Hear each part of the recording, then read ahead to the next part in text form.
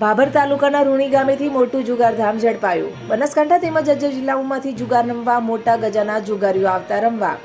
રાજકીય ઓત તળે ઘણા સમયથી જુગારધામ ચાલતું હોવાની લોકોમાં ચર્ચાઓ. ભુજ સાયબર ક્રાઇમ દ્વારા બાતમીના આધારે રેડ કરવામાં આવી. રેડ કરીને 15 જુગારીઓ ઝડપાયા.